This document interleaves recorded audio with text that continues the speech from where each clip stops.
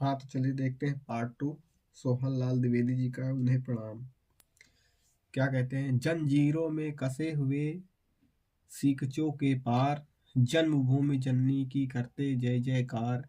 सही कठिन हथकड़ियों की बेतों की मार, आजादी की कभी न छोड़ी टेक पुकार।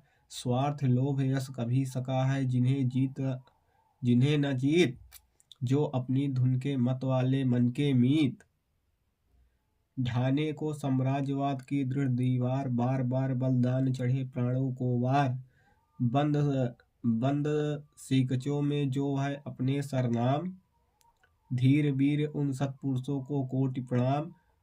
उन्हीं कर्मठो ध्रुव धीरों को है प्रतियाम कोटि प्रणाम।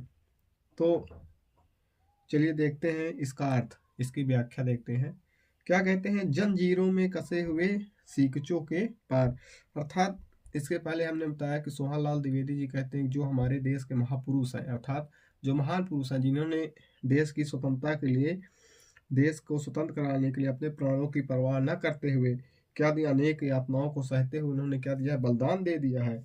और तो क्या कहते हैं? जंजीरों में कसे हुए सीकचों के पार, अर्थात ऐसे महान पुरुष जो सीकचो मतलब होता है जेल के अंदर, ऐसे महापुरुष जिन्हें कारागार में रखा गया, अर्थात जेल के अंदर रखा गया और क्या किया गया, उनके हाथों में हथकड़ियां पहनाई गई। जन्म भूमि जननी की करते जय जयकार, लेकिन उन्होंने क्या किया, भारत माता की जय जयकार करते रहे और स्वाधीनता की लड़ाई लड़ते रहे। अर्थात उन्होंने क्या किया, ऐसे लोग जिनको कारागार में रखा गया, उनके हाथों में हथकड़ियां पहनाई गई, उन लोगों ने हमेशा वहां जेल के अंदर से भी भारत माता की जय जयकार करते रहे और स्वाधीनता की लड़ाई लड़ते रहे। सही कठिन हथकड़ियों के बेतों की मार, और उन्होंने क्या किया कि जिनके हाथों में क्या, सही कठिन हथकड़ियों के, जिन्होंने अपने हाथों में हथकड़ियों को सहा और क्या की, बेतों की मार को सहा। आजादी की कभी न छोड़ी टेक पुकार, और वो लोग क्या किए, आजादी की लड़ाई की पुकार को कभी उन्होंने नहीं छोड़ा है। स्वार्थ लोभ यश कभी सका है जिन्हें न जीत, और क्या कहते हैं कि सोहन लाल द्विवेदी जी कहते हैं कि उन लोगों को, जो महान पुरुष होते हैं, जो मातृभूमि की रक्षा करने वाले होते हैं, उन लोगों को स्वार्थ से, लोभ से, यश इनका कभी कोई जीत नहीं सकता है। जो अपनी धुन के मत वाले मन के मीत, अर्थात ये लोग क्या क्या होते हैं, अपनी धुन अर्थात अपने मन के करने वाले होते हैं, अपने मन से चलने वाले होते हैं। ये हमेशा देश या अपने राष्ट्र के लिए मर मिटने वाले होते हैं। ढाने को साम्राज्यवाद की दृढ़ दीवार, और क्या करते हैं, ये ब्रिटिश साम्राज्य, अर्थात ढाने को साम्राज्यवाद की दृढ़ दीवार, ये ब्रिटिश साम्राज्य की दो दीवार रूपी, अर्थात जो स्वतंत्रता हम लोगों को मिली थी उसको हटाने के लिए इन्होंने अपना सब कुछ न्यौछावर कर दिया था। बार बार बलिदान चढ़े प्राणों को वार, और इन्होंने बार बार, अनेकों बार, जो हमारे देश के देशभक्त महान महान लोग थे, उन्होंने अनेकों बार अपने प्राणों को न्यौछावर कर दिया, किसके लिए, भारत माँ की रक्षा के लिए। बंद सीकचों में जो है सरनाम, सरनाम मतलब प्रसिद्ध मूर्धन, अर्थात और ऐसे स्वतंत्रता सेनानी जो जेल के अंदर भी शिकंजों में बंद हैं, अपना जीवन बिता रहे हैं, मैं उन्हें भी कोटि कोटि प्रणाम करता हूँ कि जो जेल के अंदर, बाहर जब तक थे तब तक स्वाधीनता की लड़ाई लड़े, उसके बाद जब जेल में उनको डाल दिया गया तो जेल के अंदर से भी स्वाधीनता की लड़ाई लड़ते रहे।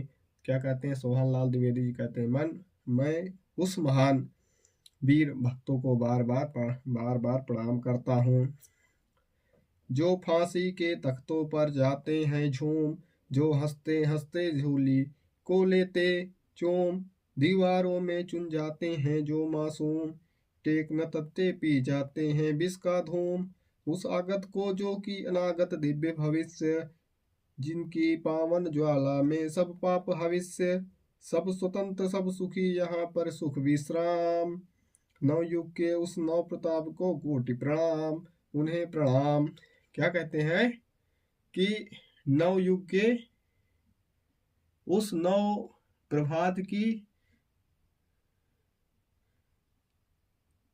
प्रभात की किरण लला, उस मंगलमय दिन को मेरे कोटि प्रणाम, सर्वोदय हंस रहा जहां सुख शांति प्रकाम।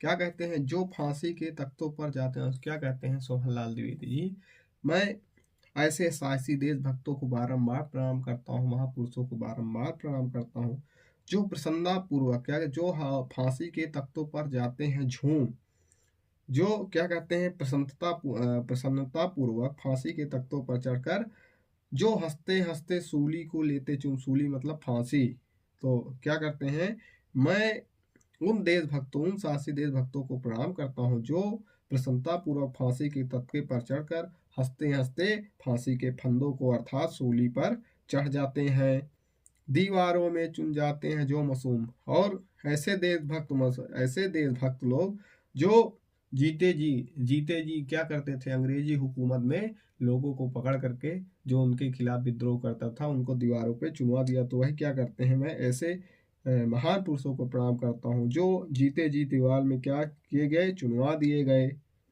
टेक न तच के पी जाते हैं विष का धूम। और क्या कहते हैं कि जिन्होंने अपने जीवन में विष के धुएं अर्थात विष नामक पदार्थ को भी प्रसन्नता पूर्वक पान किया अर्थात उसको ग्रहण कर लिया, लेकिन अपने स्वतंत्र होने के संकल्प को नहीं त्यागा, अर्थात उन्होंने क्या किया, वो ठान रखे थे।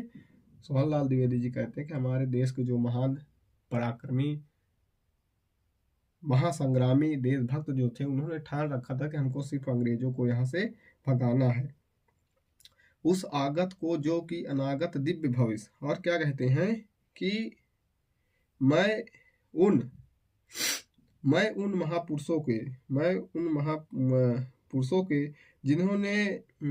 जिनके फलस्वरूप, उन महापुरुषों के फलस्वरूप जिन्हें हमको क्या मिली है, आज़ादी मिली।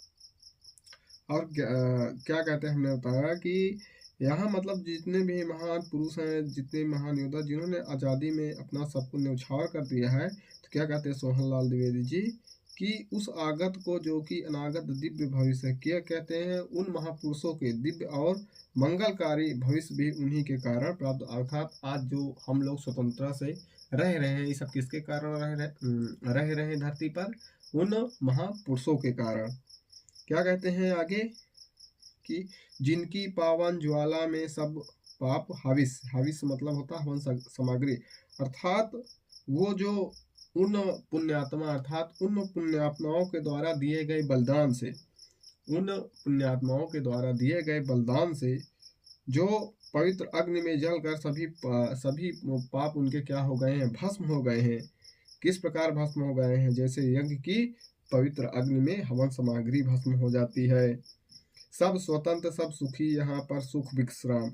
और क्या कहते हैं कि आज हम उन महान देशभक्तों के कारण आज हम लोग यहाँ पे स्वतंत्रता पूर्वक, सुखी पूर्वक और अच्छे से विश्राम करते हैं। इसलिए कवि क्या कहता है, कवि सोहनलाल द्विवेदी जी कहते हैं कि मैं उस देशभक्तों को अपना प्रणाम अर्पित करता हूँ और समर्पित करता हूँ, अर्पण करता हूँ, जो क्या किए हैं, एक ऐसे नवयुग का निर्माण करेंगे। क्या कहते हैं, जो एक ऐसे नवयुग का निर्माण करेंगे जिससे क्या होगा, हमारा दिन मंगलमय होगा, अर्थात हमारे देश का उद्धार होगा। नवयुग के उस नव प्रभात को कोटि प्रणाम। और क्या कहते हैं, मैं उस नए युग का, अर्थात मैं उस नए युग का निर्माण करने वाले ऐसे मंगलकारी महान क्रांतिकारियों को बारंबार प्रणाम करता हूँ। और क्या कहता है, जब वह नया युग अर्थात वह नया वातावरण उत्पन्न होगा तो क्या होगा, सभी लोग कल्याणकारी होंगे। उस दिन मंगल दिन को मेरे कोटि प्रणाम। और क्या कहते हैं, जब ऐसा एक दिन आएगा जब सभी लोग क्या होंगे, मंगलकारी हो जाएंगे, मंगलमय हो जाएंगे, सभी लोग को स्वतंत्रता प्राप्त हो जाएगी और सभी लोग सब अपने अपने से सारा कारभार संभालने लगेंगे तो सब अच्छे से रहेंगे। सर्वोदय हंस रहा जहां सुख शांति प्रकाम। और क्या कहते हैं कि सभी संसार के चारों ओर अर्थात चारों ओर सुख शांति का वास होगा और सभी का कल्याण होगा।